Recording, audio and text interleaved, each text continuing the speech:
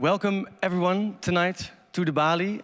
It's very nice to see you all gathered here on this Saturday evening to talk about freedom, to talk about the Central Asian landscape, and to talk about what connects us here in Europe, in the Netherlands, to the landscapes over there. And I think the Central Asian landscape, Kyrgyzstan, Uzbekistan, Kazakhstan, they're widely and famously associated with the ancient trade networks, the Silk Roads, that once connected the globe. They connected the globe from Europe to Asia and were at the very center. But I think in a much more fundamental way, tonight is about the connections that are there today. Because I think within these connections, very much is the reason that our liberties between Europe and Central Asia are bound up with one another. And I think this is really what tonight is all about, to talk about freedom and how it's inherently bound up with the landscape and how we treat the natural environment. So very much behind this evening is this idea that philosophers have alluded to, that the natural environment is the most crucial, if not the defining factor of global history and our future. And I think that's clear to everyone here. But what's perhaps not clear to everyone here is that these changes in the world and in the landscape are reflected most rapidly in Central Asia. While glaciers are disappearing in the mountains of Central Asia, authoritarianism is on the rise downstream. And to make sense of the connection between these two things, I think, is very much at the heart of what we're going to discuss tonight. So that's a lot to make sense of, but luckily we have a lot of interesting people to make sense of all this. I think we have the right people here tonight, so I'm very happy to see you all here. I'm very happy to introduce our guests over the course of this evening, because all the people here know full well what the importance is of a good story and to have the freedom to tell it. Like I said, artists, writers, journalists. And as the title of the evening suggests, we're going to talk about freedom, and we're going to do this with Hamid Ismailov, who was kind enough to lend his name to this evening. And we're going to listen to that in a minute. But before we do that, we're going to have to take a look at the map. And luckily, I'm not going to do that by myself, but I will be joined by Dutch artist Marjolein Boter en Brood, who actually made the maps that are behind me right here. So I'm going to introduce Marjolein Boter en Brood properly, and then we're going to walk around and talk about these maps. Marjolein is a Dutch visual artist, and her work arises from the phenomena of landscape, and in a cartographic way, so with maps and cartography, she works with, she shows the different layers of the landscape. And we're looking right now at her latest project, Connecting Geographies number 5. And this installation consists of 31, I'm saying 31, but that doesn't make sense. It's an uneven. Oh yeah, so one is on the table, 31.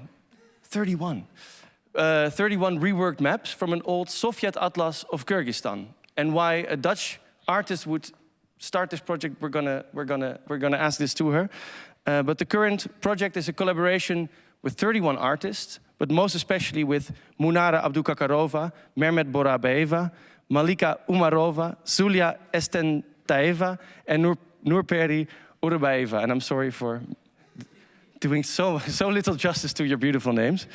And the artwork is on display at Pact Foundation at the Zeeburgerpad. Not tonight, though, as you all know, because it's behind me right here. So I'm going to ask Marjolein to come forward and have a look at these maps with us, but not before you give her a very warm applause.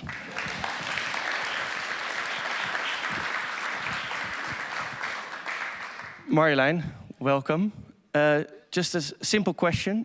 Why did you work from an old Kyrgyz Soviet atlas? Why did you decide to start working in a Soviet atlas? I was in Kyrgyzstan with a group of botanists. Mm-hmm. And when I came back to Holland, it didn't let me go. And I wanted to make work about it.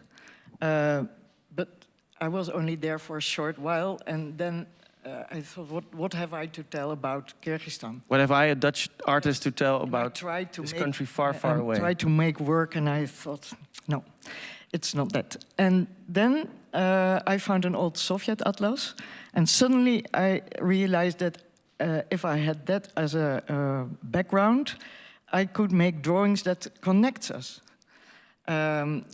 So every drawing I made in this atlas has something to do with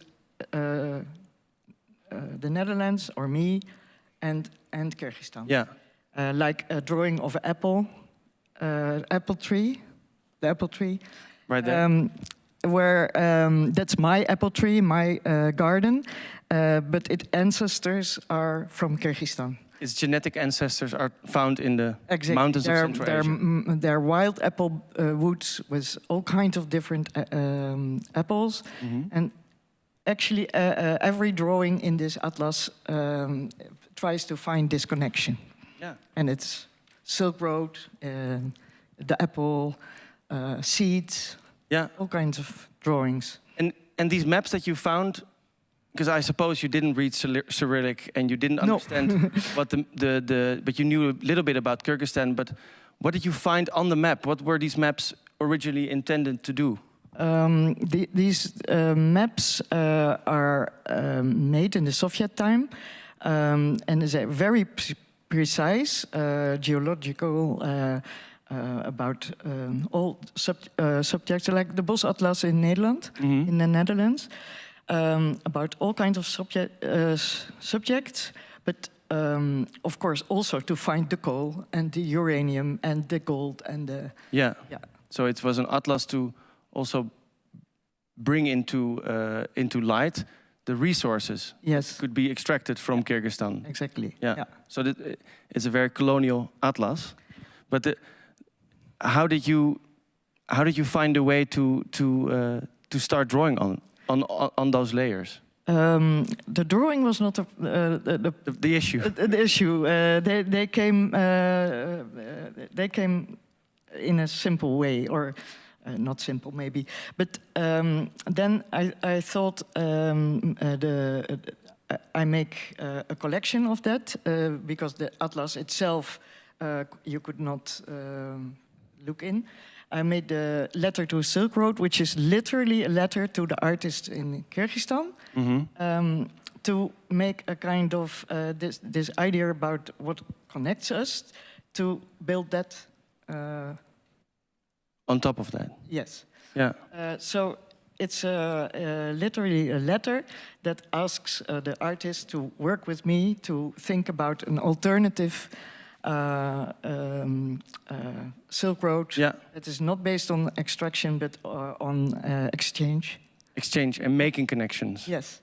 So you're struggling away to make sense of the connection that you feel between Kyrgyzstan and start drawing over the Soviet Atlas. Yeah.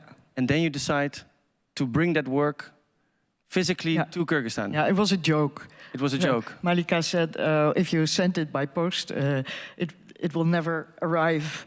It will be lost. And look where that joke got you. And then I said, okay, I'll bring it. And then exactly a year ago, I arrived at the exhibition of Malika and all the girls here. Yeah. And they invited me to enter with my car, with my van, the whole van in the exhibition. Yeah. And can we take a look at one of the connections that were drawn and maybe dissect some layers a little bit? Yeah, well, because that's the essence, I think. The Soviet map is the first layer. The second layer is the drawings I made over that. And then I asked the artists in Kyrgyzstan to react to my drawings. Yeah. And for instance, this one is from Azad, and he says everyone in Kyrgyzstan, they love the landscape, but we all throw all our bottles of Coca-Cola in there. And later I also heard that Coca-Cola can do twice as much sugar in their Coca-Cola than here. Okay. So yeah, things like that. Yeah. Painful connection there. And another one is this car of mine was, of course, completely dusty, and Marat took the dust from the car with a brush and put it on this map and said, "This the dust of 13 countries that is in between us." This is the dust that your car collected for you. Yes. Riding through 13 countries all the way to Kyrgyzstan. Yes. And so Marat a Kyrgyz artist decided that this should be the layer on top. Yeah. Or Right, right, Marat right. and Malika, yeah.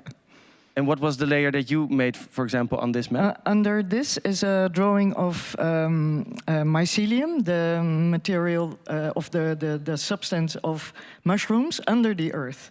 And it's a kind of network, like well, I saw it as a network like the Silk Roads. So, like the Silk Road itself. Sometimes you think Silk Road is one line from west to east or east to west, but it's a whole web. Yeah. Yeah, more like this drawing.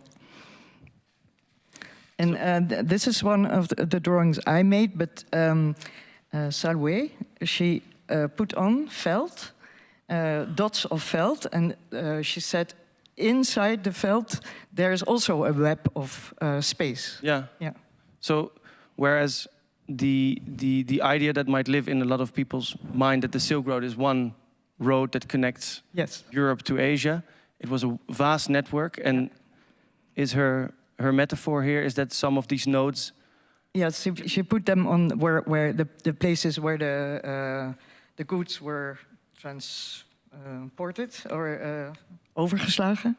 So yeah, so where the goods were actually exchanged. Yes, and on these dots where the cities started to grow, she put felt, dots of felt, and Of wool. yes, of Yeah. wool, and they're inside, of course, hollow and as a web. Yeah. Yeah.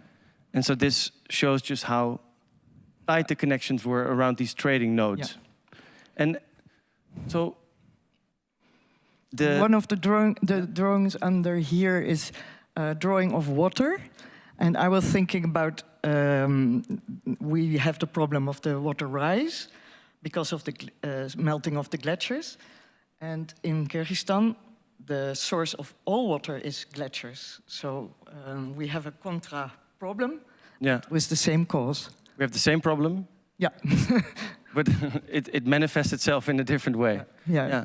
And Or how was the response? So when you brought this Soviet atlas, which might to a lot of Kyrgyz people give the memory of colonialism, of a colonial past, a past that's based on extraction, and you invite these artists to draw over it. Were they not angry or? In Holland, yes. Yeah. When I presented my publication for the first time at Frame of Framed, we were really, there was a collision. How could I use this colonial atlas based on extraction? And maybe I was not quick enough to say that my intention was to do another movement to make the exchange. Yeah. But when I arrived in Bishkek and met all the artists, they were, well, you have to ask them maybe. Yeah, we can ask. Yeah, if you like, you can come.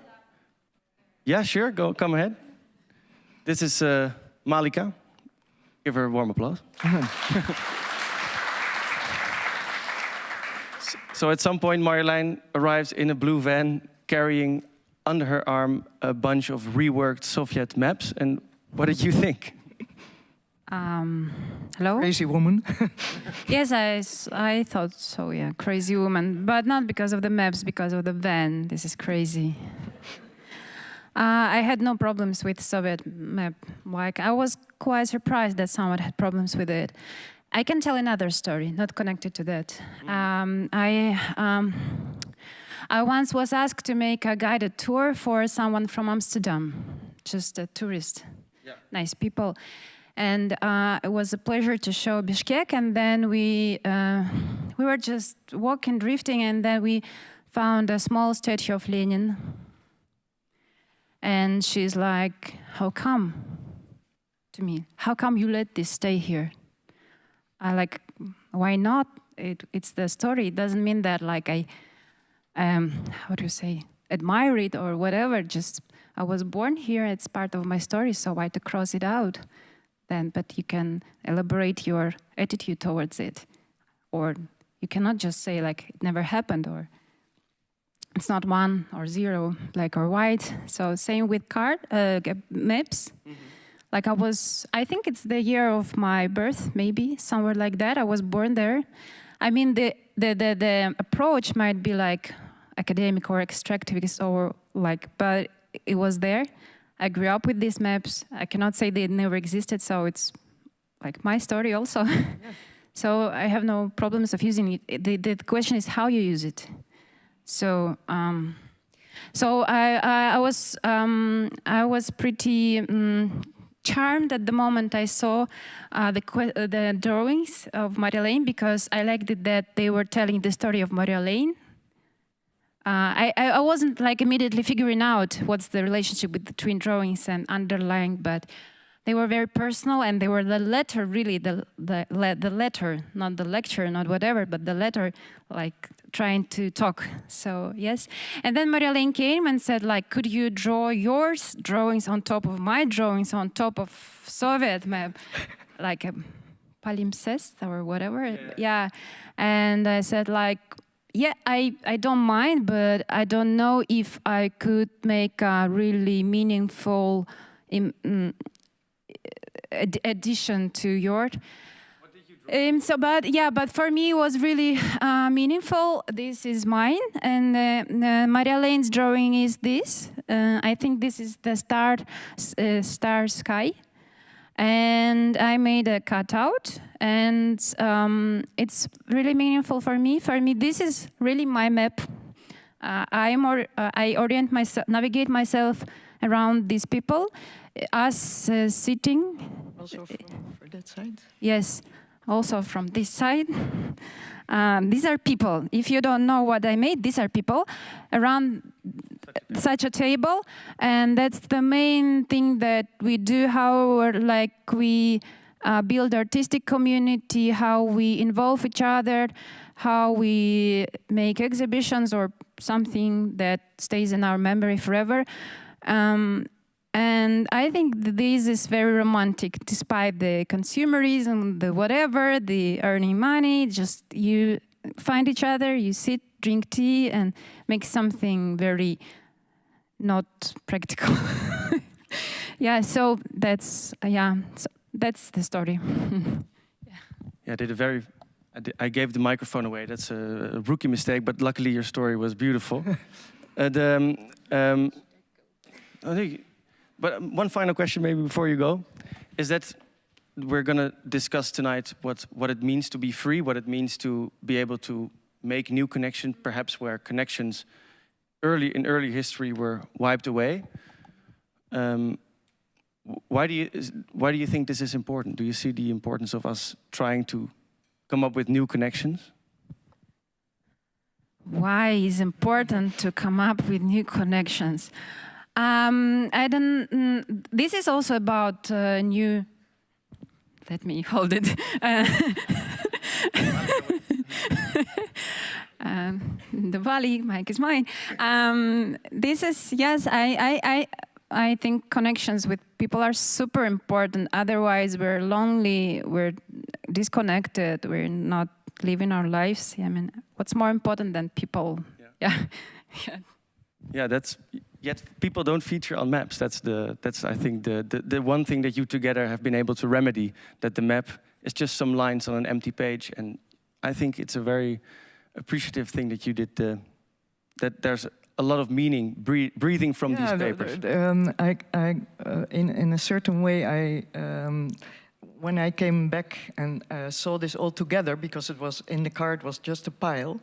I was really amazed, and there was so many stories in here that we are tomorrow Impact are going to analyze more. Perfect. Yeah, and this one, for instance, says something about that you greet each other where you come from. But Ragat, she says, yeah, we talk about where we come from, and we don't talk about what we want to do in the future, where we want to go. Yeah, things like that. So that's something to analyze. Yeah. I want to thank you both for joining me here and talking about giving meaning back to the map, which is, I think, a very important something to strive for. So thank you both. Give them a warm hand of applause.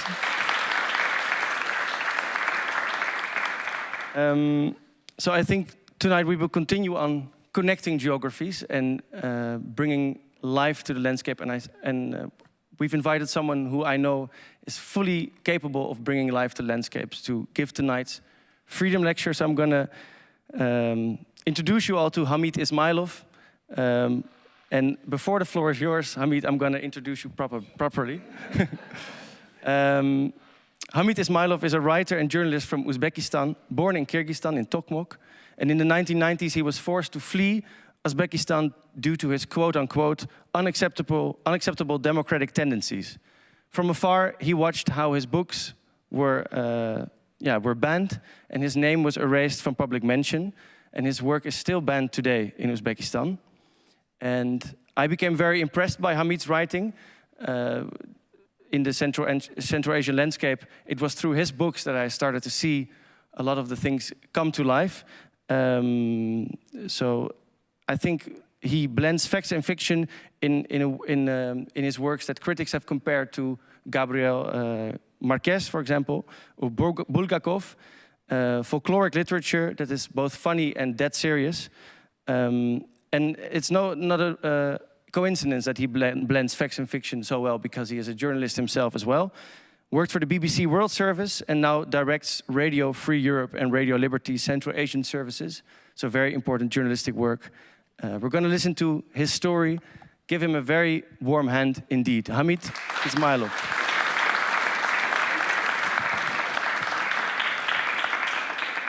And Hamid, the microphone is also yours to keep if you want to. Hold on. This one, yeah? Yeah. Thank you very much. Thank you everyone for coming for this Freedom Lecture.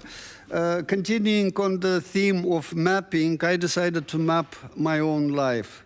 A life of a Central Asian writer, and to discuss how a life shapes a writer in Central Asia and what the writer then makes of this life. I'll reason from my own example or self-case study. So I'll be a subject and the object myself, a writer whose books, as Case mentioned, have been banned for 30 years in my native Uzbekistan. But here I'm not speaking from a sense of solipsism or egoism, or rather from the fact that I haven't had a more carefully and scrupulously studied object in my own life for 70 years than myself. I was born into a very religious family where the male members, grandfathers, uncles, and others were mostly executed during the Stalinian purges, like mullahs, like Sufis, and so on. Traditions were upheld by women. My paternal grandmother was well educated in Islamic culture. I wore her poems embroidered on the traditional silken belt since childhood. She wanted to send me to the only madrasa in Bukhara, so that I could become a mullah myself. But my mother opposed it vehemently, eventually separating from my father when I was either 3 or 4 years old. My mother passed away from a heart attack when I was 12 years old, leaving me with sister of 6 months.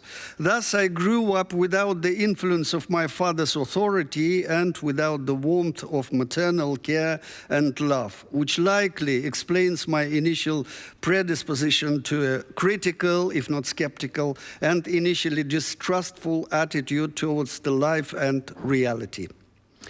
In one of my early novels, The Railway, which is here, and the Case can show it, I endeavored to depict the world of an orphan boy who perceives the world with every fiber of his being, while the society around him adheres to the customs and rituals predetermined by its forefathers and foremothers. Allow me to present an example of how the skill of questioning so-called accepted norms manifest in the same novel, The Railway. Soviet and Western literature that I had read before writing that book tended to be monoethnic. You yourself can remember the books you read. Russian novels featured only Russian characters, maybe one Jewish guy there, one Ukrainian. Uzbek ones, solely Uzbeks, with another, maybe one Karakalpak or something like that. Armenian ones focused on Armenians, and so on and so forth. Despite the surrounding life from kindergarten to school and our mahalla and ending with the graveyards was completely different, was full of, was a mosaic of nations, traditions, and cultures. Here, I must introduce another piece of the puzzle. To the same extent that my life made me an outcast and orphan quite early, after the death of my mother, my sick maternal grandmother took me in, and I read to her the 8 volumes of 1001 Nights, Day and Night. I wanted to be like everyone else. I was terribly embarrassed by our poverty when my uncles, who became my brothers, wore a single pair of shoes to school, one in the first shift and the other in the second, changing them exactly halfway between school and home. I was in the same position, borrowing a Pioneer tie every day from a neighbor boy who studied in the first shift. With all my childhood strength, I wanted to be like everyone else, normal, not realizing that the majority of the population, if not the entire Soviet Union, then certainly Central Asia, lived the same poor life as us. But there was something else. The very reason that the majority lived such a life was the powers that be. One of these people bought a gold medal for his daughter at the end of school, a medal intended for me. Perhaps all this was slowly but surely instilling in me a heightened sense of justice, or at least a strong urge for it. Obeying this feeling, after graduating from school, I entered the military communications school to become the same as everyone else. I remember that first feeling when we were all dressed in a single uniform. I seemed to have lost myself, and I had to find my essence in a place where everything, from food to daily routine, was universal and the same for everyone. I began this journey of finding my essence in a completely military way. I decided to read all the world literature stored in this military school's library from A to Z. I especially loved multi-volume collected works. So I read the 30-volume Dickens, practicing the technique of speed reading as one book. Therefore, in my mind, Nicholas Nickleby and Little Dorrit live in a bleak house and are members of the Pickwick Club. Although I didn't become a professional military man, despite all the oddities of military life, I must admit that the army instilled discipline in me, a very important quality in the profession of being a writer. My youth fell during the years of Brezhnev stagnation, and I described this time in my penultimate novel, Russian Matryoshka, which consists of 6 novels built within each other. Tashkent, where I returned after the army, was an extremely cosmopolitan city in the Soviet Union. After the earthquake of 1966, it was rebuilt by the entire Soviet Union, and the builders remained in the warm, southern, hospitable city. Among the rare freedoms available to a Soviet person was the freedom to study for free at any university where you were able to enter. And I took full advantage of this freedom, studying simultaneously at the biology and law departments of the university. A little later, I added the Institute of National Economy to it. However, while there was freedom to study, the freedom to express one's thoughts, gleaned or excited by this learning, was much more restricted. When, for instance, I submitted a notebook of my poems to a local Tashkent newspaper in 1974, the editor chastised me for being too decadent and un-Soviet. He suggested I was born in the wrong era, proclaiming that my works belonged to a pre-Bolshevik time. Nonetheless, he published 3 of my poems under titles like Youth in Search of the Right Path. After the publication of these poems, I was ready to wake up famous, at least throughout Tashkent. I was 20 years old. The next morning, I was surprised that I was not recognized or greeted in the trolleybuses or in the streets. However, the same evening, when I went to the local store for bread and saw the butcher wrapping tripe in a newspaper containing my poems, my urge for fame suffered irreparable damage. Yet I must admit that this urge had not disappeared entirely. When I was 23, I wrote a poetic symphony called Lorkiana, in which I tried to bring all the arts together, similar to Scriabin in his Symphony of Fire. Let me read an excerpt from Russian Matryoshka about that incident. Our elite cinema house, the Pioneer, where they used to show Tarkovsky and Wajda, had been hired out for 70 rubles for the whole evening, with help from a letter from the director of Ilhom Theater, the legendary Mark Weil.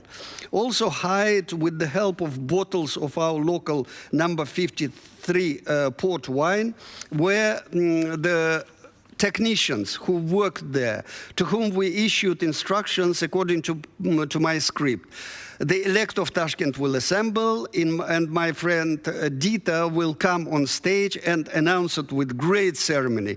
Today, Tashkent is hosting the world premiere of a poetic symphony, the Lorkiana, A Voice in the Silence, performed by its author, Hamid Ismailov. Here, Dita descends into the audience, and then lights go out. But due to the fire safety rules, the technicians were not able to provide us with their spotlight, which according to the script was supposed to have lit me from behind so that my only shadow would be cast all over the audience, while I, completely dark to them, would declaim my symphony accompanying with various gestures of body and hands. That meant that I was obliged to make an emergency substitution for the spotlight. We used a pre-revolutionary 5-candle candelabra my friend Alex's grandfather had left to him. But the tragedy was that there were no candles to be found in Tashkent. Another friend, Fera, called in some favor and got her hands on the 5 fat red Soviet candles, which naturally did not fit into the slender bourgeois fixtures of our candelabra.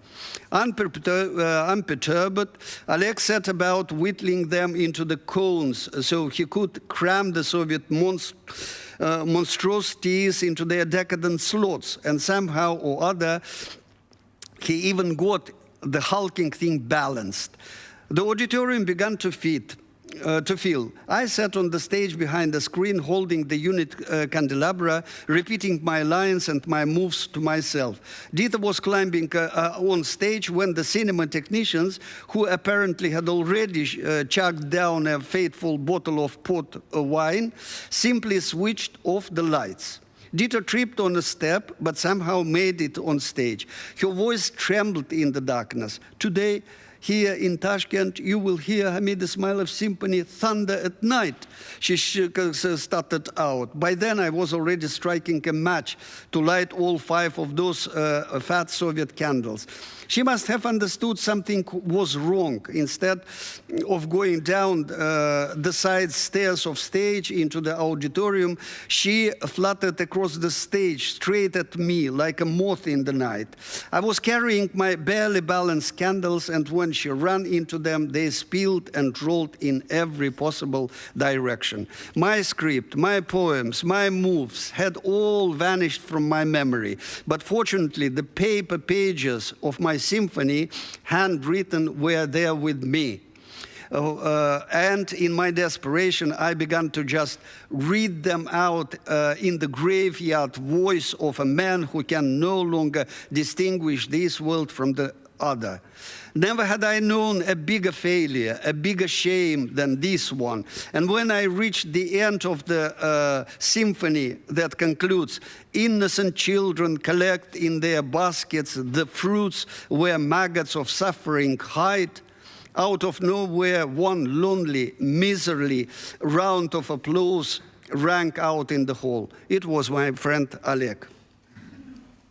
My first collection of decadent poems titled The Garden, published in Tashkent in 1987, featured a preface by a renowned liberal writer who argued that even Soviet poetry required a subversive whisper amidst the background clamor akin to the bustling bazaars.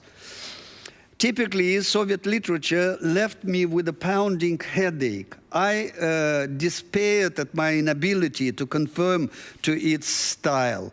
My inaugural prose work, a precursor to the railway, initially drafted in Uzbek, also underwent its own tumultuous development. When I presented this manuscript to a prominent Uzbek writer who had endured 10 years in Stalin's camps, he advised me to cease, warning that it would never see publication in Uzbekistan and might lead to my arrest too. He suggested I attempted publication in Moscow. In 1984, I relocated to Moscow, where I resided for 8 years. To evade the Central Literary Authority, I published experimental visual poetry books in limited editions. While highly subversive, they evaded state scrutiny due to their small circulation and unconventional style. One such work, Post Faustum, mimicked the format of the newspaper Pravda, offering a contemporary rendition of Faust, reflecting Soviet ideology, simplistic, dogmatic, and superficial, with an air of self-assured truth. All this occurred during the Soviet era. So has the situation improved since the collapse of the Soviet Union? Not necessarily. As one of my Uzbek colleagues remarked, it feels like the ceiling is getting lower. I would use a different metaphor. If during the USSR we sensed living within the Gulag archipelago, then independent Uzbekistan or other Central Asian countries brought our experiences closer to that of a prison cell. In 1992, following the Soviet Union dissolution, I returned to Tashkent for a few months, but was compelled to leave the country due to imminent arrest threats. According to a friend, there was a bounty on my head. Consequently, my family, poor wife and poor daughter, we lived akin to Rushdie, hiding in various Moscow apartments, barricading doors by bicycles, until finally escaping to France for 3 months, which now lasts 30 years. Despite this effective expulsion, in 1995, my friend Sabit Madaliv, then editor-in-chief of the literary magazine Zvezda Vostoka, managed to publish under a pseudonym certain parts of my novel, The Railway. When he prepared the core of the novel for publication in the subsequent issue, the censors awoke, ordering the printed edition of the magazine to be torn up and dispersing the entire editorial staff. The official justification was that the author was ridiculing everything, including the holiest values of the newly independent state. Already residing in the West by that time, I was essentially cut off from my readership for the ensuing years. These hiatus provided ample time for contemplation on what made my work so abnormal that it led to my status as a banned writer. The answer proved to be rather simple. I portrayed the reality around me as honestly and sincerely as possible, and this reality was grim, and not the reality proclaimed by the authorities. There exists an Uzbek proverb: if your face is ugly, don't blame the mirror. What I saw was merely the ugly face reaction to my reflection. Hence, I've realized that the specific methods one employs when dealing with authoritarian regimes, be it in fiction or journalism, matter little. In fact, these regimes and authorities resist such efforts as long as one writes about what they perceive as the real state of affairs, or in loftier terms, tells the truth. Here, I must clarify one important idea that I have long felt and which my experience confirms. Fiction often embodies more truth than straight journalism. In 2003, when Uzbekistan was politically aligned with the United States and Europe under the guise of the war on terror, I became the first Western journalist permitted to report from prisons in Uzbekistan, including the notorious Jaslik prison in Karakalpakstan, Pakistan. My work proved successful, yet something was lacking until I returned to the UK and penned a story titled Googling for Soul. Finally, I comprehended the meaning behind the statement. If journalists covered the death of Jesus Christ, they would brilliantly cover the act of crucifixion, but they would completely miss the birth of Christianity. I experienced a similar sentiment. For a while, I delved into dire lives of tortured prisons. I overlooked the plight of those living freely around the prison. Prisoners at least had a roof, a bed, a state-provided food, whereas those outside had to fend for themselves. This prison once was dubbed Hell on Earth and Barsa Kelmes, or place of no return. But the life of those people who are outside were the sort of, implementation of this place of no return. Obviously, that doesn't mean that journalism should be replaced by fiction. There are plenty of issues in Central Asia, and today we'll be discussing them, that need to be covered journalistically. These include its post-colonial relationship with Russia, the aftermath and fallout of Ukrainian war, and development in Central Asia, influence on Central Asia, involving millions of migrants in Russia, its autocratism, which goes hand in hand with endemic systemic corruption, human rights violation, unemployment and poverty. However, if you ask me, I would highlight the ever-increasing dominance of religious education over secular one. There is an abundance of madrasas, hujras, and similar institutions where anyone can become a mullah or atinoi, as my grandmother wished for myself, whereas the scientific books are left from the Soviet Union are now obsolete, leading to an imminent brain drain to the West. As a result, some countries of Central Asia might face what I call skimmed milk scenario, or to put it bluntly, an Afghan scenario. All of these transpired largely in the pre-internet era. With the advent of the internet, individuals like myself have become less reliant on institutional publishing tools and mechanisms to reach their audiences. Today, Uzbek literature is not only published like Central Asian literature, not only published in Uzbekistan or in Central Asia. Dissident writers and poets such as Yusuf Juma and Jahangir Mamatov reside in the United States, Holdar Vulkan in Canada, Khairullah Pahlavan, Sirajuddin published their works in the UK, Yodgar Abid lives in Austria, Muhammad Salih in Turkey, and your own country contains family of prominent Uzbek writers, Sharif Akhmedov and Shahadat Uluk. Personnel websites, Facebook, and other social networking platforms have facilitated this dissemination, reaching audiences on desktop computers, iPads, Kindle, and mobile devices.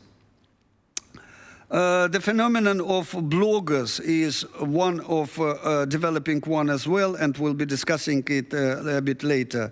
I myself have published several novels on social media and chat channels like Telegram. I tried to briefly describe the life of a writer in the totalitarian Soviet Union and then in Central Asia. Of course, in some ways it's atypical, and in other ways it's different from the lives of other writers or artists. But it gives, at least, I hope, gives a feeling of what to be a writer in the autocracy.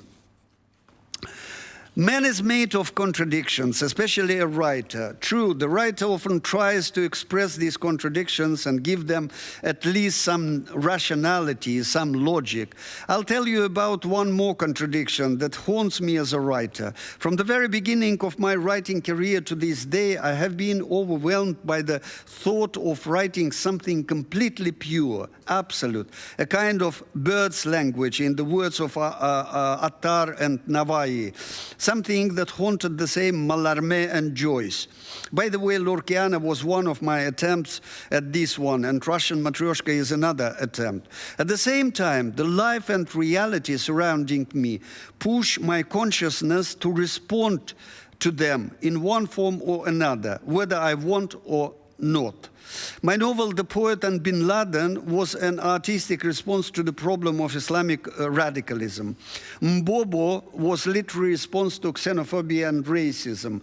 Gaia, or Queen of Ants, was a fictional response to the problems of dictatorship and autocracy, as well as the gender issues in Central Asia. My story, The Dead Lake, you can see it here as well, has been placed in many university syllables around the world for the study of ecology, although I never consciously intended to write a story about ecology. Like all my other books, this is a book about a person in certain conditions. It's about a boy living in the Semipalatinsk nuclear test site zone who suddenly stops growing while his beloved girl continues to grow. Through this boy and his story, I, like any writer, partially expressed my own anxieties, fears and hopes, and I hope that I expressed the fears, anxieties and hopes of many other people in Central Asia. Yet again, I encounter a wall of silence because not only condemning, but even discussing the Soviet Union's rush to nuclear primacy, where the local population played the role of guinea pigs, it's still taboo.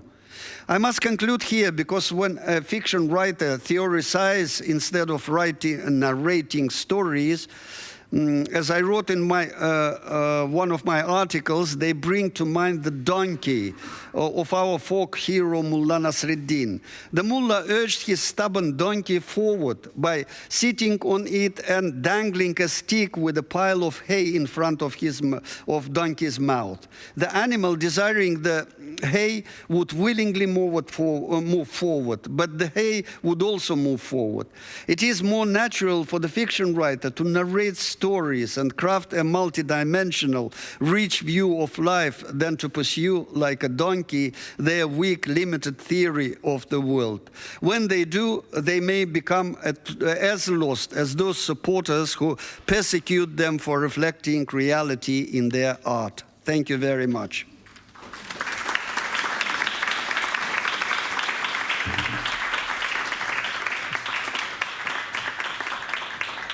I think as a youth in search of the right path, you can find also the path to the table with me to please join in conversation with us tonight. And take the center stage, of course. Welcome back, Hamid Ismailov, Thank you. the youth in search of the right path, who betrayed... And I had a middle-aged man in the search of the right path as well. You know. Middle-aged man. Now an old man in the search of the right path. I'm not the one to assess that, but in search of the right path, we'll stick to that, which I hope everyone is, by the way. I think it's very nice to keep this conversation going on when you write fiction and when you write journalism, and what you do when. And I think that's a very interesting question. And I think later we can talk about the rise of autocracy, authoritarianism in Central Asia, and what do you think the reasons are behind that? But first, I was interested as a writer of dissent, as someone who gives critique to the regime in fiction, in stories. Who were you inspired by? What were the books that you were reading when you were growing up and having critical thoughts for the first time? I don't consider myself as a dissident writer. I consider myself as a normal writer who looks at the realities around him and tries to depict the realities as they are. As I said, for example, you know, it's obvious that our world consists not of one nations, yeah, like in the books. Yeah. Take any book of English writer, for example, Ian McEwan or whatever, all English, you know, whereas my street, for example, in Barnet, is full of any nations and so on and so forth. The reality is different one. Yeah. So I'm trying to be to follow the realities of the things. If I'm describing, for example, a life of a migrant, let's say, yeah, from Central Asia in Moscow, whom I met, for example, or whom I imagine, and so on and so forth. So I'm trying to depict him as or her as a real person. Yeah. As a real person. Authorities, they've got their own sort of, you know, depiction of the realities. Their reality is completely different to what we live.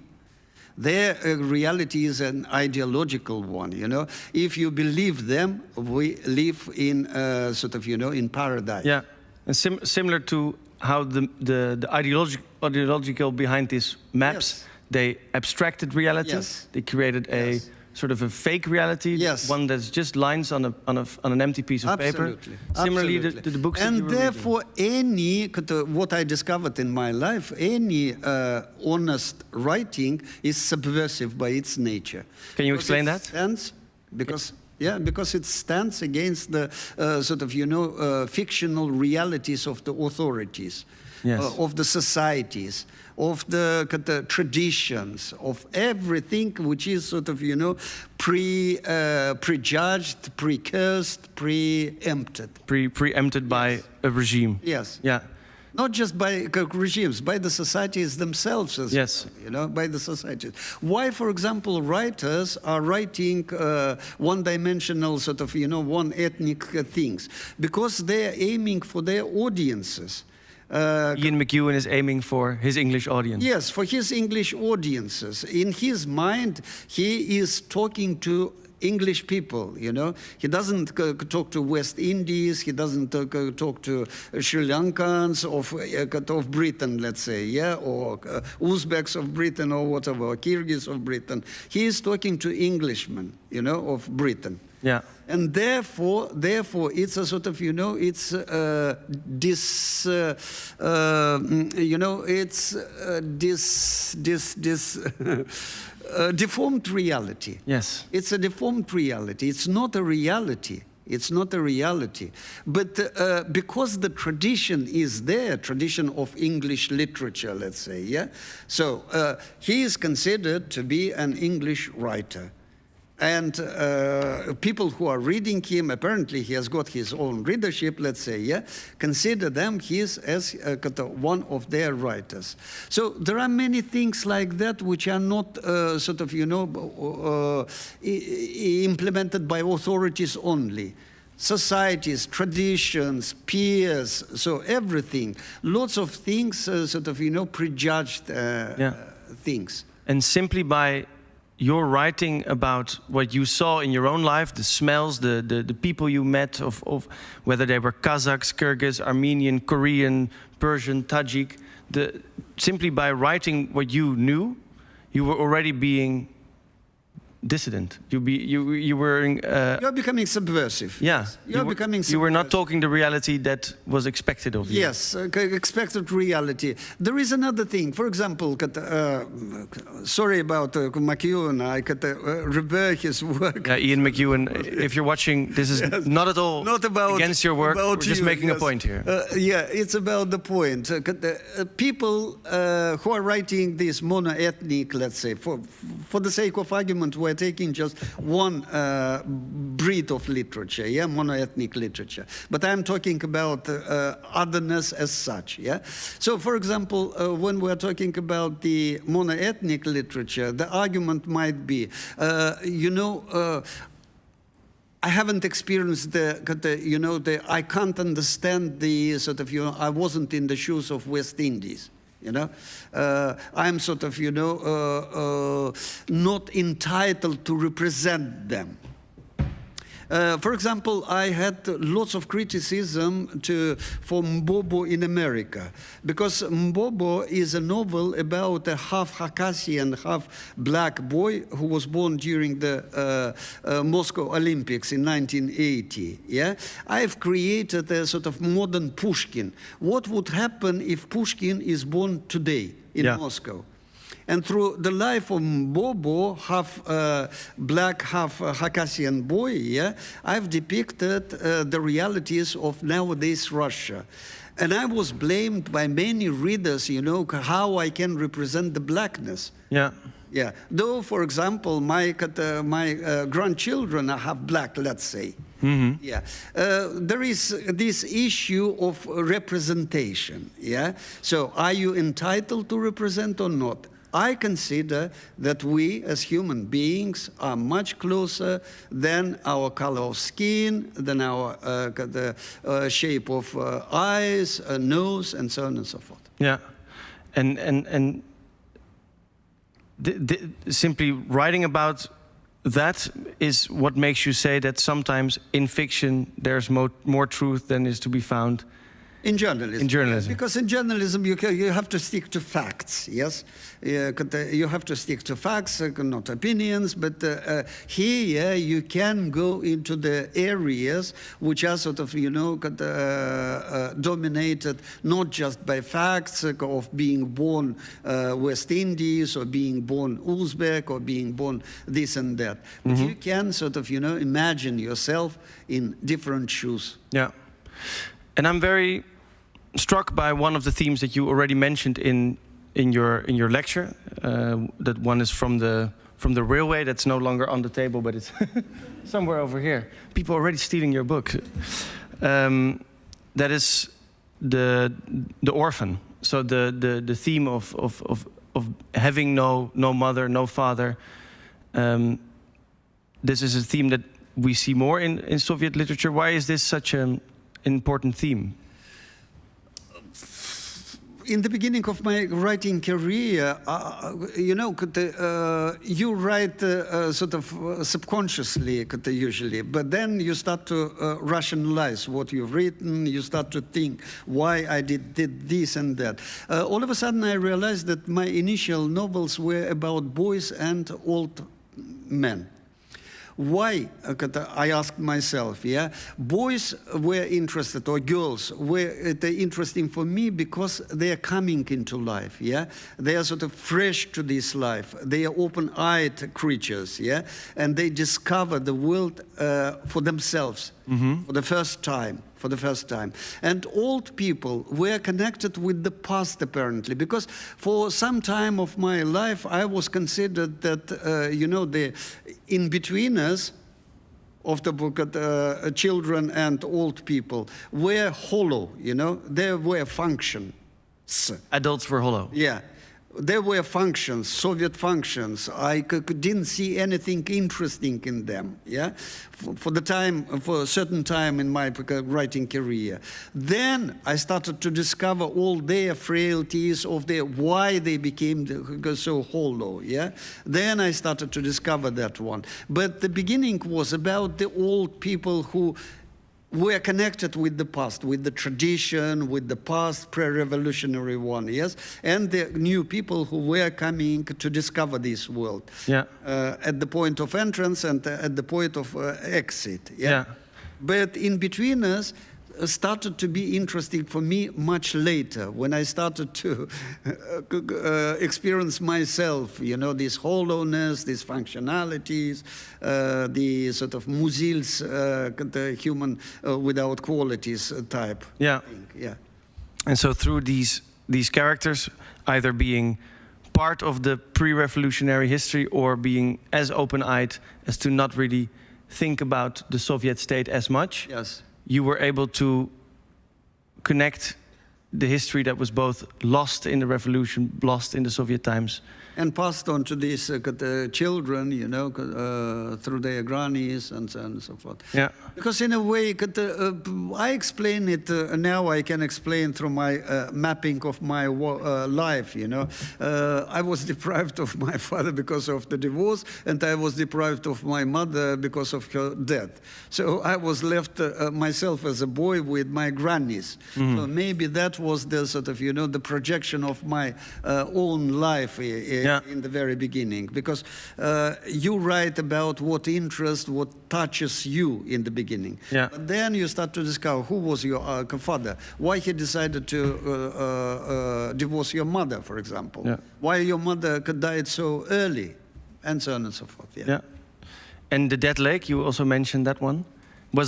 You didn't intend to write an ecological story. I never intend to write sort of for the ideas, you know, what comes, for example, with Bobo, yeah, the Pushkin of the 20th century. What was the story of how I came up with the idea of this novel? I came to my Moscow flat, you know, which I left 10 years ago, yeah? 10 years I haven't been to my Moscow flat, and I came in 2005. So everything was the same, you know, the snow outside was the same, so everything was the same, but 10 years, you know, of your life were sort of, you know, lifted, yeah, missing. So everything was the same, the stage, the landscape, so everything was the same, the mapping was the same, but the life was completely sort of, you know, different one, yeah. So as, for example, a person in Einsteinian theory went somewhere and came back, yeah? So 10 years disappeared. 10 years disappeared. So that was the initial sort of, you know, impulse for this novel. And it turned in a completely different thing. So novels, they come as the sort of inspiration, as an impulse, as anything. Last novel, which I wrote now about the, you know, to do with the Ukrainian war, how it came. My German publisher asked me to write a preface for Gogol's story, which they are publishing now, yeah? They asked you to write a preface to a translation of Gogol. Yeah, Gogol. The Dreadful Vengeance. Dreadful Vengeance. And I reread it, and all of a sudden, I read a million times this novella, but I read it in different time, with different connotations. Back when you were in the military school. Yes. And now, when I'm reading now, in the current situation of the Russian-Ukrainian war, it's completely different story. Completely different story. And that gave me, once again, you know, an idea to bring the military youth back, yeah, into a novel where the sort of, you know, the graduates 50 years ago, graduates of the military school, decided to meet up, you know, in one of the war zone to celebrate 50th anniversary of their graduation. So completely different idea, yeah. And with this, you mentioned the Ukrainian war, the Russian invasion of Ukraine. I'm going to use that as a bridge to also venture into the now and into the present time. How do you feel as a writer, you can, and also a writer in exile, how do you feel you can make sense of the current connections, so the connections that are between Europe and Central Asia and between the war in Ukraine? How do you feel you can play with those connections as a writer right now?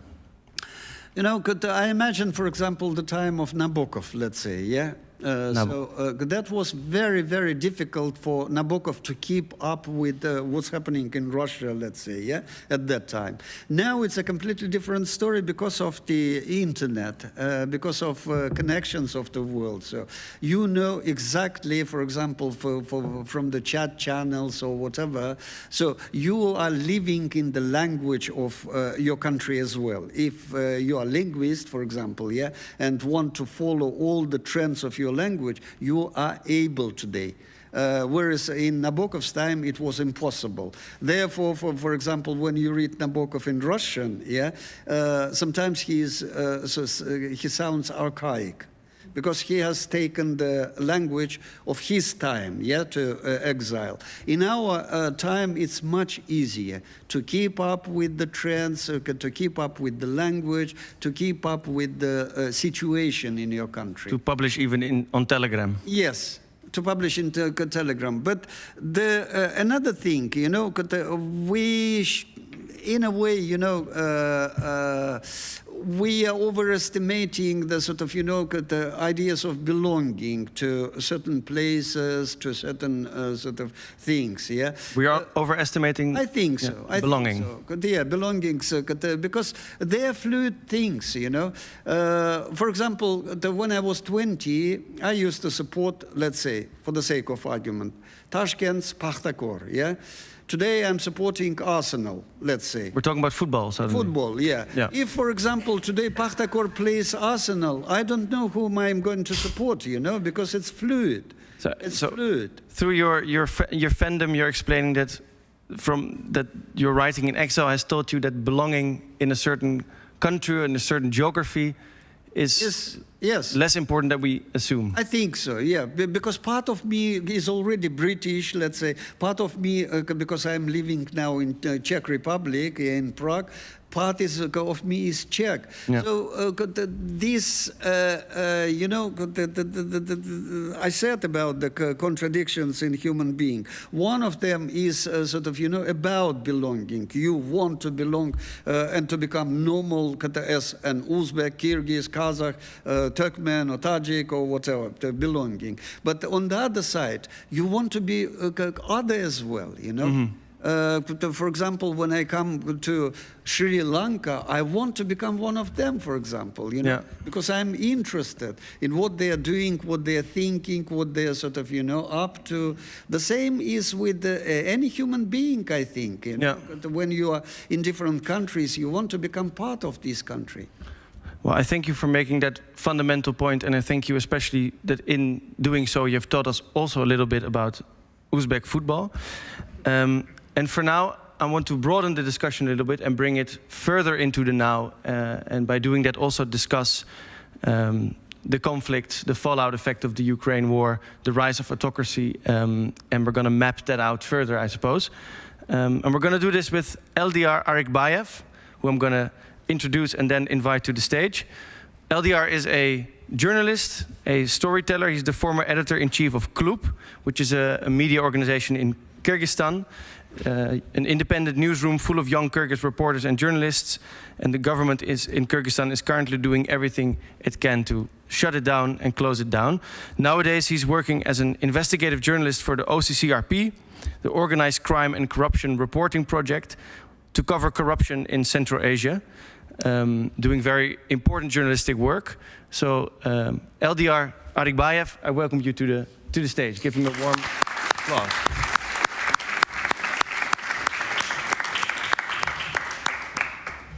And I think we can now start to expand a little bit on when to write fiction, when to write journalistic work, and the importance of a good story. And I'm sorry to say that I can do that with two exiles at the table. Eldiyar, from Kyrgyzstan, but you now work somewhere else.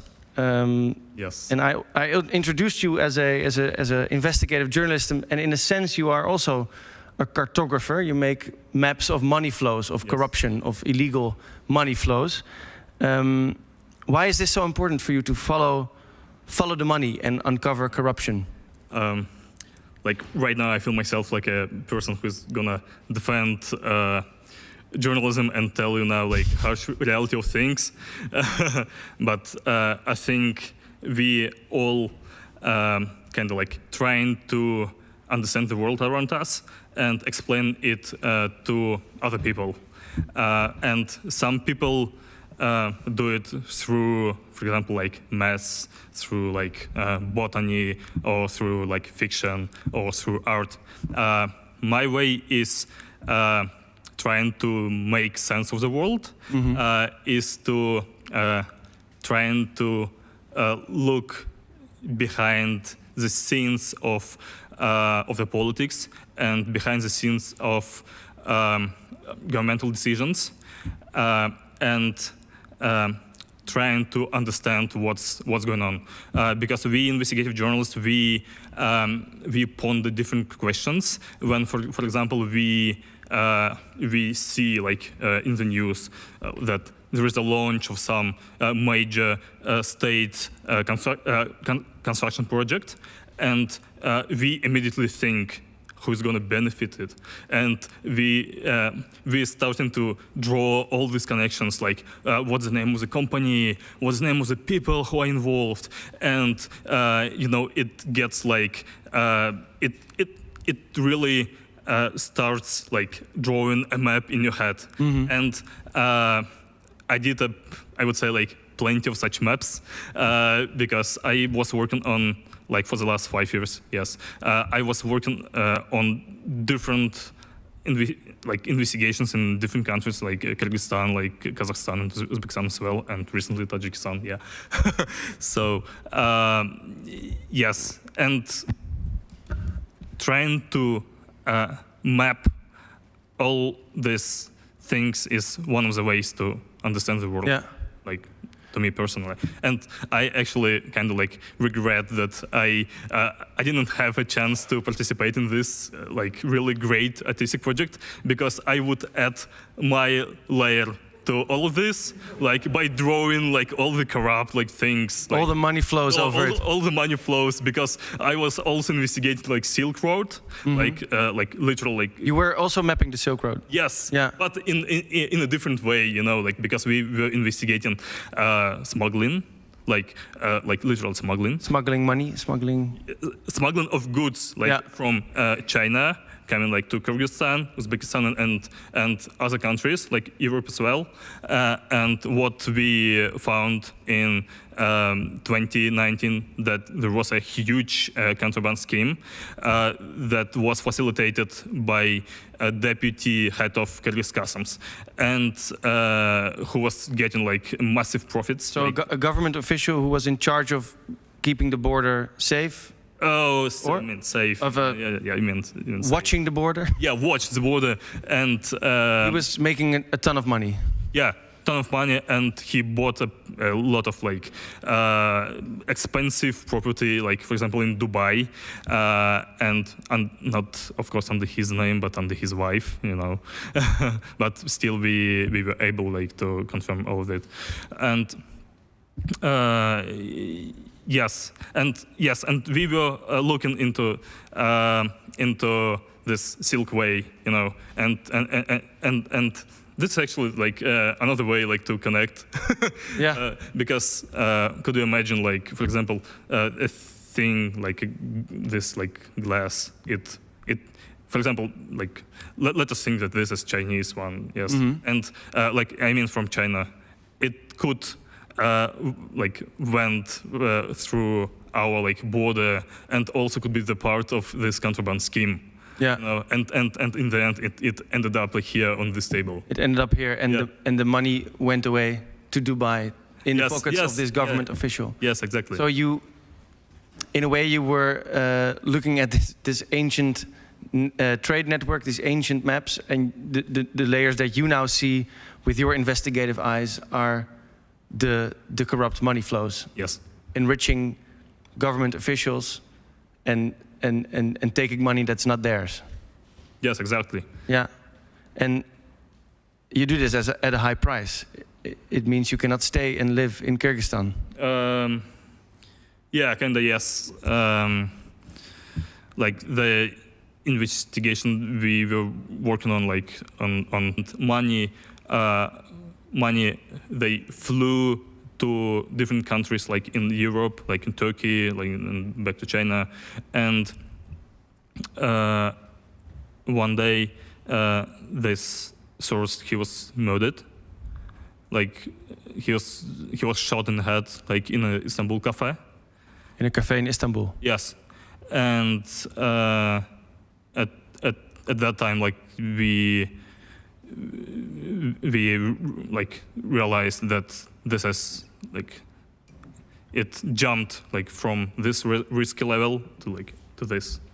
Yeah, and then you realized. Yes, and we realized that we need to publish what we already have like immediately. Yeah. And we compiled all what we had at the time and went with our like investigations, Yeah. which is called like plunder and patronage in the heart of Central Asia.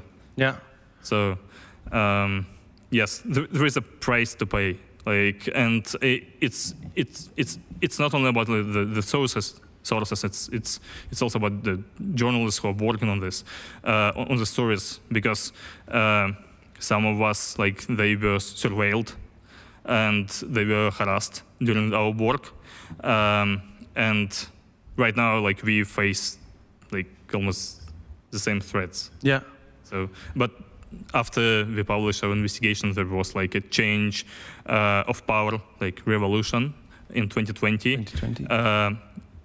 But it turned to be not like revolution. What do you mean with revolution? I mean, you call something revolution when the situation changes and it changes to the better, right? But in our case, it went like much worse. Yeah. Yes, because new government, which came, launched like massive repressive machine against all critics, civil society and journalists. Yeah. And now we have a ultra-populistic president, Japarov. Sadir Japarov, who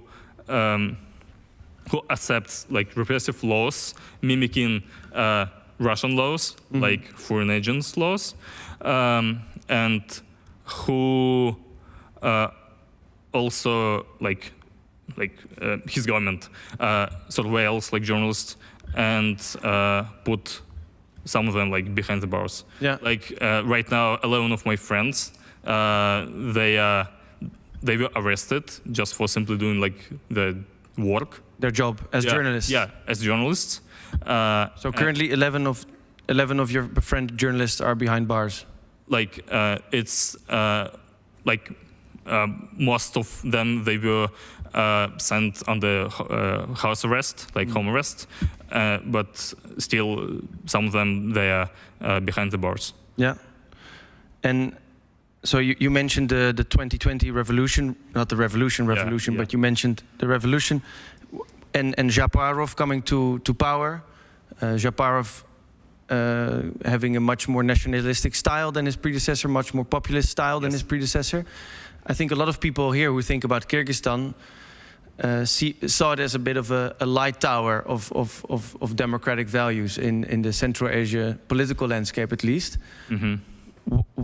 What do you think explains that it happened so fast, that this president came to power and suddenly, 1 year to the next, journalists were being locked up, arrested on the streets?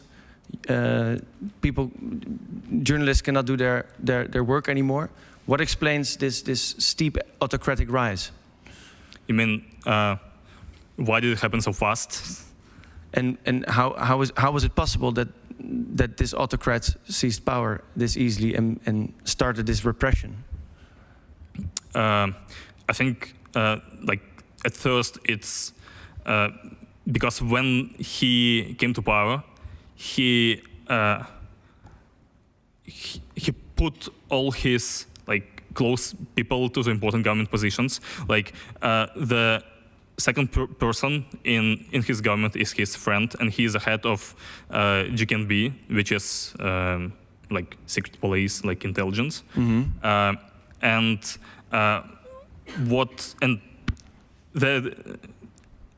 the duo actually is called like two friends, like if we translate it like from Kyrgyz, and they have their own kind of like vision of the country, and they have kind of their own vision of how they see like future Kyrgyzstan, and it seems that they don't really like anyone who doesn't agree with them, and they're trying to bend like reality, and that's why they accept like laws, like repressive laws against like journalists and media and civil like rights activists, and that's why they are surveilling like us, yeah. And do you feel that by working from afar, by working at the OCCRP, perhaps by becoming as organized as corruption itself, Yes. do you feel that you have a potential by seeking new connections to counter the repression in your home country in Kyrgyzstan? It's actually interesting because in OCCRP we have such kind of like a motto. It takes a network to beat a network. It takes a network to beat the network. Yes. Yeah.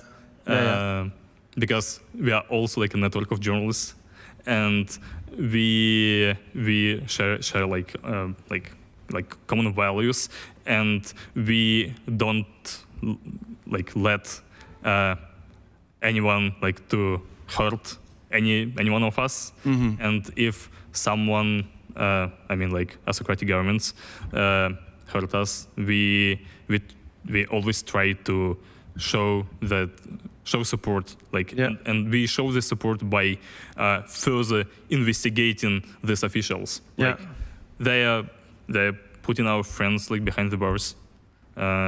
It wouldn't matter. More journalists would come and more would investigate you. Yeah. We are making all their like efforts meaningless. Yeah. And this is what we do. That's the risk they run.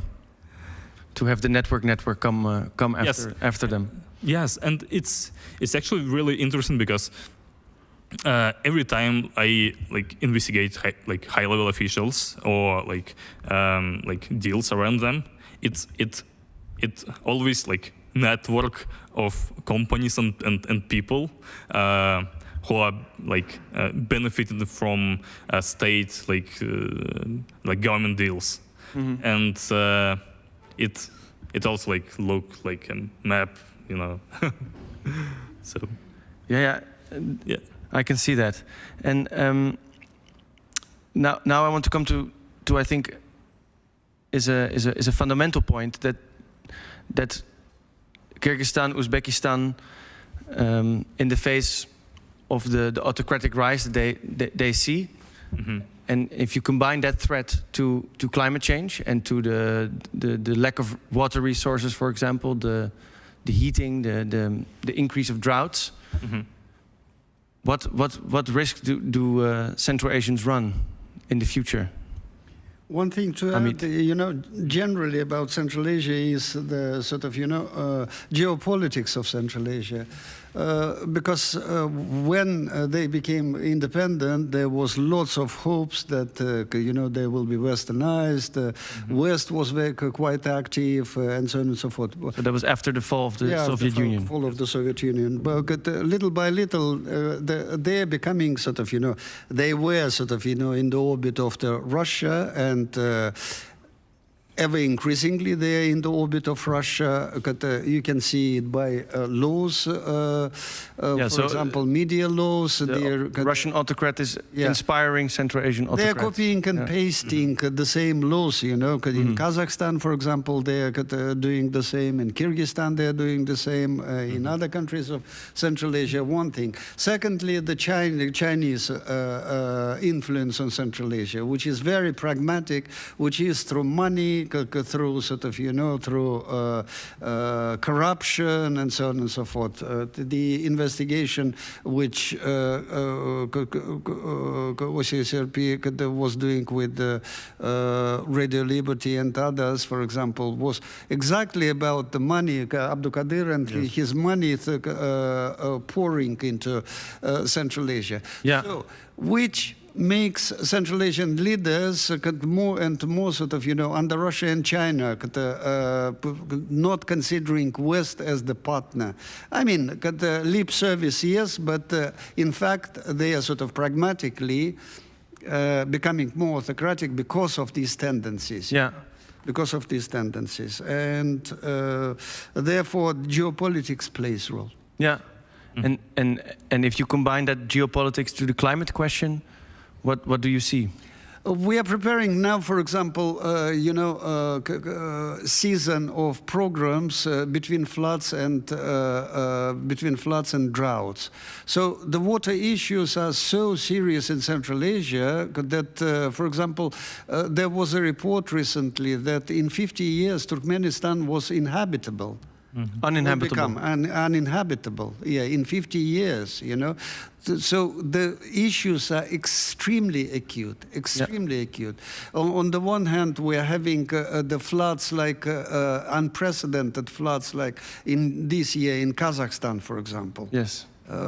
Unprecedented floods in Kazakhstan, but at the same time, the melting glaciers, for example, in Tajikistan and in Kyrgyzstan. So the issues of water are becoming ever acute. Yeah.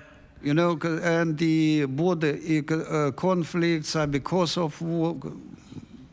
So the water problem is driving border conflict. Yeah.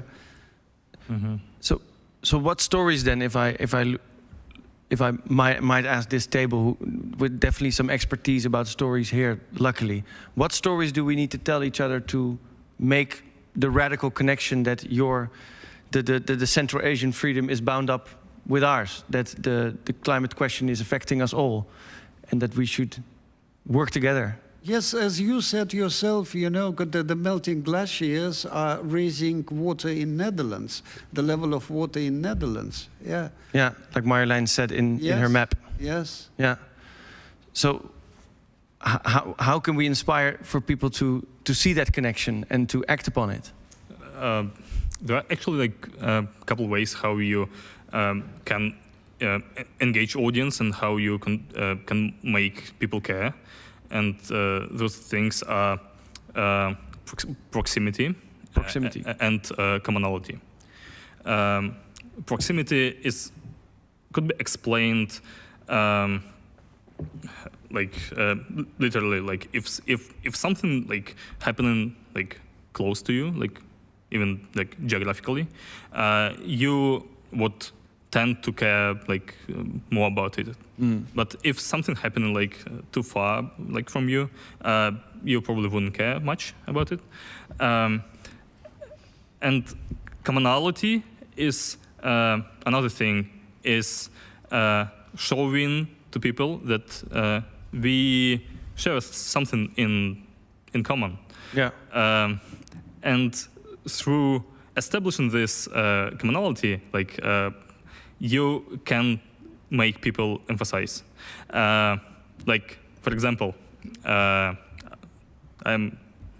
have a son, he's 10, and a couple days ago we went to a museum to see exhibition about surrealism.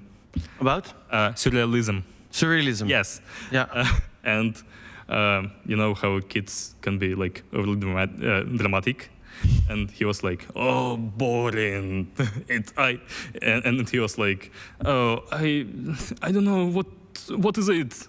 And then he was, "I don't even understand it." And I don't understand it too. And since we established this commonality, we started to go deeper into each exhibition, and we started to think, what is it like? What kind of feelings you feel like looking at this picture? Yeah. And he started to be engaged. Like, oh, I look at this and feel aggressive. Yeah. And then we read a title of this like painting, and it was like exactly like aggression. Really? Yes. So taking your metaphor for your son, for communality, that if if here in the Netherlands we start to realize that just like in Central Asia, we too have power-hungry leaders who are mostly occupied with their own power hungriness Yes. and not delivering on any solutions for the rising sea levels or the melting glaciers. So too, are you stuck with the same package of problems? Yes. Power-hungry leaders that don't do anything about the water issues. Yes, exactly. Communality. Yes, and we can also establish this commonality when we look at populistic leaders, right? And in the West, we can see the rise of populist movements. Yes. But in Kyrgyzstan, you can already see like the result of these populistic speeches and this kind of politicians coming to power. Yeah, exactly. So, lessons to be learned. yes, exactly. And we know from you that it takes a network to beat a network. So we might as well start paying attention And establishing networks. and establish them networks. To get a revolution, maybe. And Hamid, I was wondering, at this point, what do you think? What do we need at this stage? Do we need more fiction? Do we need more truth through fiction? How would you tell the story? What layer would you add to the map, so to I'm say? very pessimistic about the fiction, you know, generally.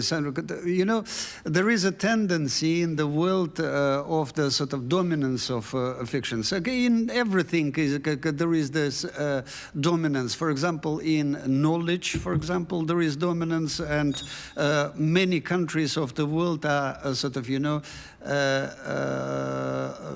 lagging behind, you know, the ever-increasing, for example, knowledge is produced in English now, yeah? So every, I don't know, 5 years, doubling knowledge, for example. Other countries are not sort of, you know, able to translate this knowledge into their own languages. Either they have to study everyone in English, yeah, or sort of lag behind, for example, you know? So there is this rich versus poor kind of sort of a geo-class problem. In knowledge, for example. Yeah. The same is in literature, in every part of the things, you know. For example, I know wonderful writers of small nations, for example. Nobody knows about them because Marshall has got his own sons, let's say. Marshall's got his own Yes. sons. So therefore, you know, the problem of translating literature, translating culture, translating knowledge is a huge problem. Maybe artificial intelligence will help us. Will help us, for sure. And wonderful translators such as yourself Maybe. might help us. I'm going to open the floor to include some questions, remarks, complaints from the audience. These can be questions for either LDR or Hamid or Marjolein about the maps, or you can also just add points if you like, but hands are being raised. I hold the microphone for you. Only Malika gets to hold the microphone, I'm afraid. Maybe something you were getting at with your own questions, but obviously with the Russian invasion of Ukraine, there's been a lot of focus on sanctions on Russia. And Russia has gone from being the person buying up the real estate and suing journalists in London, law courts, to the bad guy. Has any of that attention splashed onto Central Asian oligarchs and tycoons who park their money in Europe, who are involved in these corruption networks and so on? Yes, I can mention, for example, Alisher Usmanov, who is Uzbek by his, ethnicity, but he is a Russian billionaire. His yacht, for example, was confiscated, so he's under the sanctions. In Kyrgyzstan, we don't have a lot of oligarchs. We are a poor country. Come again, LDR? We don't have a lot of oligarchs in Kyrgyzstan. We are poor. Not enough tycoons and Yes. oligarchs to shed a light on. But there were several. Maybe in the question was also... Iskandar Mahmudov, for example, was under sanctions. Yes. But in the sense that there's an effect, a ripple effect, in the sense that since Russia invaded Ukraine, the interest in Ukraine is much larger around the world. Can we see the same sort of interest fallout in Central Asia as well? You know, I mean, money-wise, for example, Central Asians are making money on this war, you know, because they are mediating between the sort of, you know, China, Russia, Turkey, Russia, so West Russia. So all chips, for example, they are going to go through Central Asia, basically. Yeah.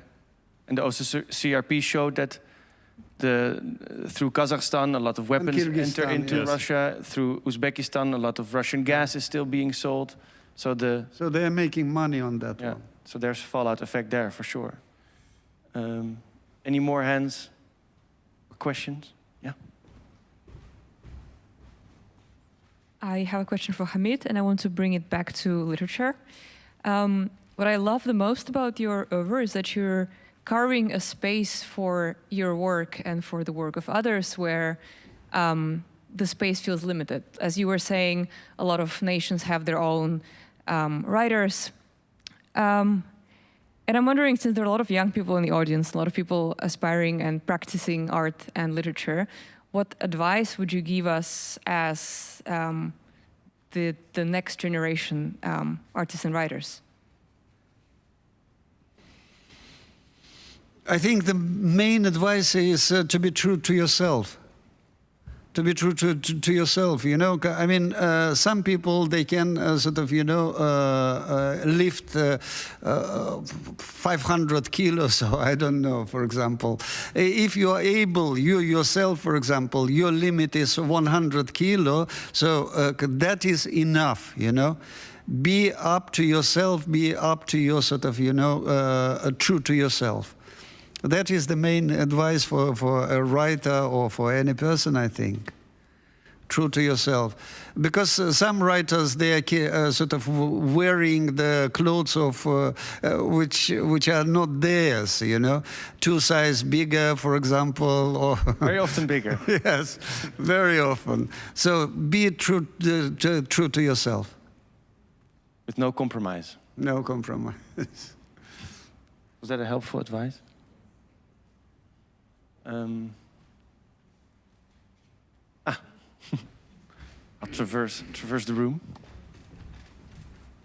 First of all, thank you so much. That was really interesting and felt very vulnerable, your talk, so I was really moved. I was touched by something you said about economic shame as a young man, and it touched me because my parents come from Tajikistan, but I was raised in the Western world, and so I observe this economic shame, but you're the first person I've ever heard speak about it. And I've always coupled it to, as I've inherited it secondhand, it occurred to me that it was very strange to carry this shame for something that I don't understand. Being brought up here, if you don't understand something, it's easier to hate it or to dislike it. And as I've become older, I've found a different relationship to that feeling, but I observe it in my father, for example, in a very different way. And it really moved me to hear you speak about it because, as you guys spoke about in this culture, there's not much space for masculine vulnerability, let alone about economics. So I was just wondering what your relationship was like to that now, and how that's changed, and why that's changed, or if it's changed. Mm-hmm. So generally, the sort of that one of the famous novels of Salman Rushdie is Shame. Yeah, generally the idea of shame is very strong in our traditional societies. So because we are living our lives not for ourselves but for the societies. Mm. Yeah, so how the people will be looking at us, you know. So it's ubiquitous, omnipresent. So it's not just about economics, it's about everything. For example, if you're setting up a wedding party, so you're thinking about how people will sort of, perceive it, rather than are you able to afford it or not, you know? You would sort of, sacrifice everything in order to look right in the eyes of people. So, and the shame is coming from that one, you know, from the sort of, you know, dominance of the society over yourself. The more you, you know, getting to yourself, so the less you, the less you care about the, you know, outside. I mean, obviously you have to be responsible for your society or in front of your society, but not in the terms of this, you know, shame, which is very often sort of, you know, the social construct which is kept by, you know, by the traditions, all of that, the presumptions, yeah, which we call culture. Which we call culture. This dragon that we call culture. Are there any more questions from the audience? A follow-up question. Yeah, well, we've been breaking the rules all night with the microphones and the follow-up questions, so go. Something else I wanted to ask was that it's really special to have an evening like this where it feels like Central Asian culture is represented in such a meaningful and thoughtful way. And maybe I'm just not enough of a part of communities, but I don't get the impression that there is much of that in Europe. Like there's the networks are close knit, but I've always kind of wondered what parts of my father's shame, for example, has to do with the fact that there's a lack of representation or of a very particular colored representation of Central Asian countries. And I was wondering how does that make you guys feel around the table? Like, how do you feel represented in the world, and how would you like to see that change? Also considering that the way that Central Asia, the state in which it is today, is not the state that it has always been in. And the older I get, the more I find it interesting how Tajikistan, for example, is so poor and is represented in such a particular light, especially recently with politics and socio-economic events. And yet, when you dig back, there's Sufism, there's the poet Rumi, there's so much richness there, and yet that's not represented at all. And I was wondering how you feel about this and how that bodes for you.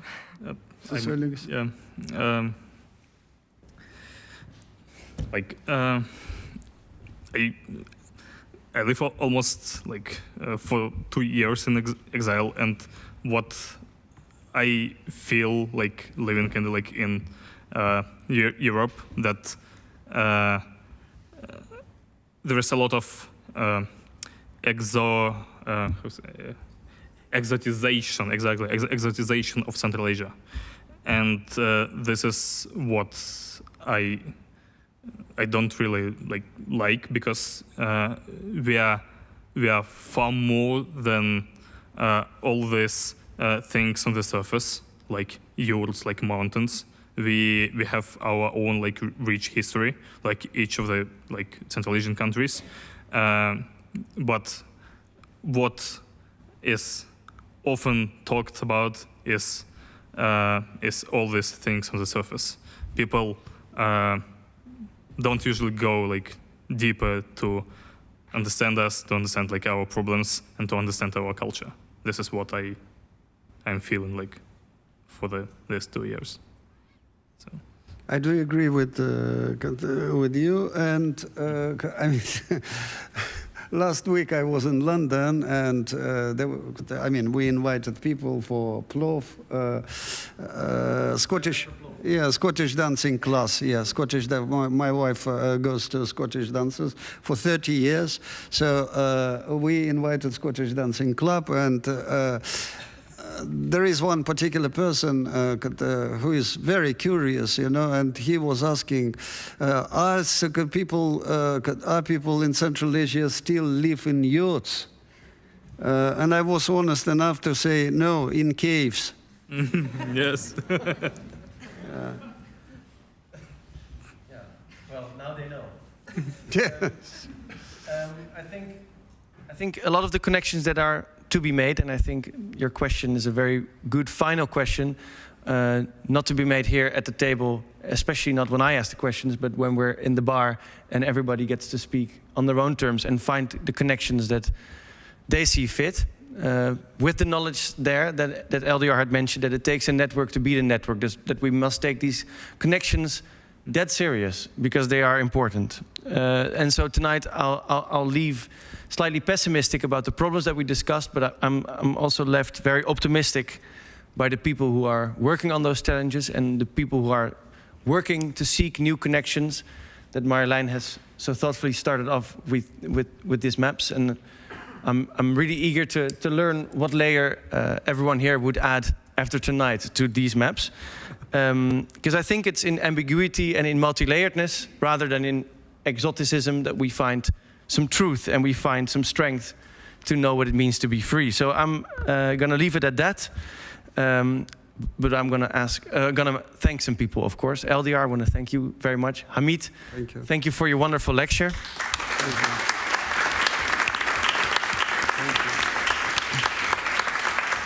Thank you, Marjolein, for giving us a beautiful head start with the amazing maps that you made and the incredible work that you do. Thanks to all the artists like Malika who are here today and are still working here. You can see the artwork when it returns tomorrow to Pact Foundation. And there will be a very interesting talk tomorrow at Pact by Fabienne Rahmadiev and the artists present here today and Marjolein. So be sure not to miss that. That will be about the strength of connections as well. I'm gonna ask one final person, and that is Hamid's wife, because she was kind enough to divert her birthday plan so you could be here tonight. Thank you. So thanks to you all, thank the technicians, say hi to my colleagues at the bar, and let's have a Scottish dance with some plough very soon, and see you all at the bar.